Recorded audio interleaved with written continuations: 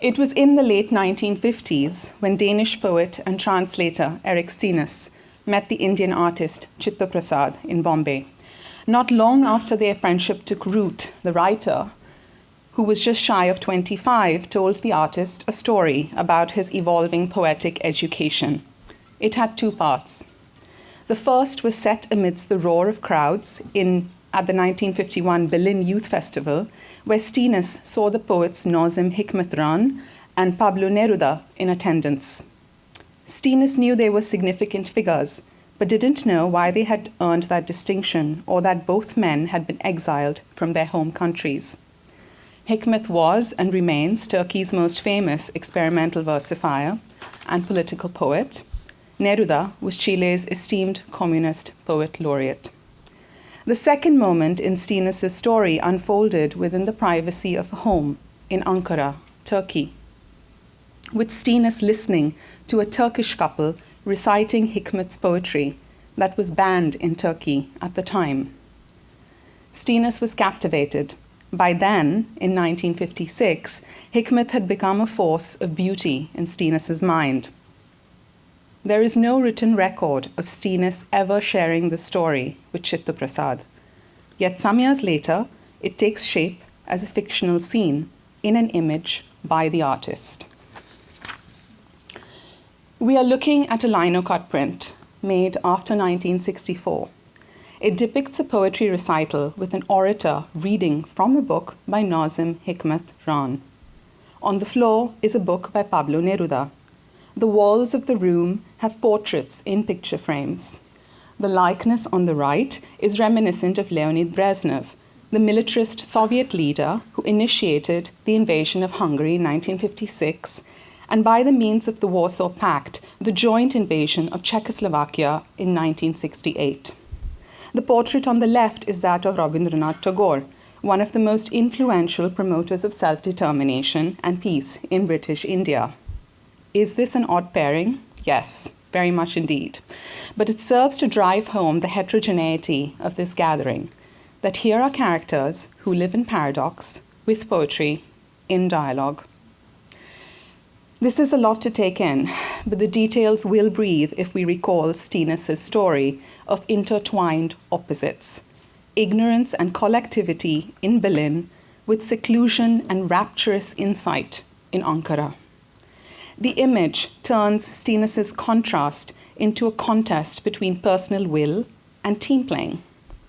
Consider the detail of the gentle proscenium of listening heads versus the ramrod profile of one male figure on the right, or the male orator in the center who seems to go on versus the female listener.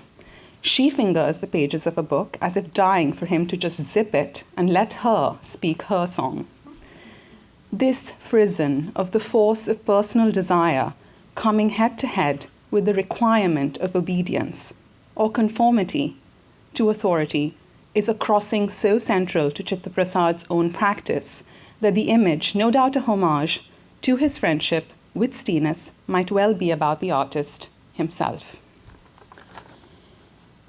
Chitta Prasad Bhattacharya was a headlining artist reporter in the pre-independence Communist Party of India and is best remembered for scores of drawings about the Bengal famine, man-made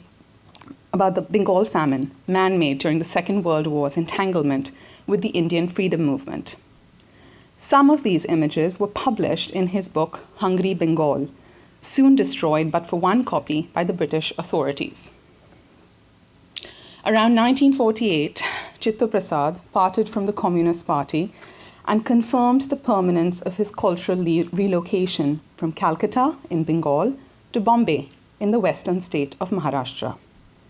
The geographical crossover to Bombay, followed by ideological alienation from the party, initiated a longue durée of emotional depression, but also freed him aesthetically. Financially adrift, with no party commissions, he embarked on a contrapuntal journey. Initially, he kept at satire, making numerous posters and drawings of that ilk, but soon felt the draw of printmaking and the prospect it held for making small, beautiful books. He dove into a practice of linocuts with fabular and genre themes, scraperboard engravings for historical subject matter, as well as figurative and landscape paintings loosely modeled on Fauvist and Cubist vocabulary. Most beloved in this trajectory was the Czech-inspired marionette theatrical company he started and developed for a while. Examples of the puppets he handmade for this project are up on the screen. Barring the political drawings and posters, the optics of the rest of this later work, the linocuts, the engravings, and the marionette practice, is a far cry from his agitational output of the 1940s, and unacknowledged in the legacy folklore of the left cultural movement in India. During the 30 years before his death in 1978, along with alcohol penury, Chitta Prasad magnetized a few very, very intense friendships. The writer Eric Steenis was one such intimacy. Their collaborations produced letters back and forth for years, and postcards and books, whose smallness and modest but lambent beauty makes them unintelligible to existing narratives of post-independence art on the subcontinent. I've managed to find some of these books and ushered them into MoMA's library with the help of our librarian, Jenny Tobias.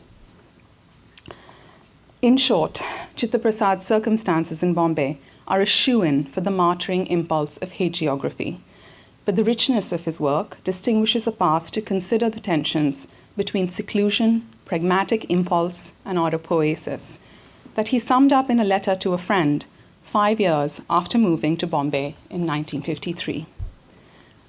And I quote, among other things he laments, and I quote, that it is impossible to realize what is to be given and how it is to be given unless one knows whom to give to and why. Freeing as they may be, crossings are also interrogative about where one is going and whom one might meet, about what is to be given, and significantly whether anyone will take it in the way it wants to be given. Please welcome Omar Barada, Max Jorge Hindera Cruz, Mohammed Omer Khalil, and Zoran Popovic to shed light on these and other questions.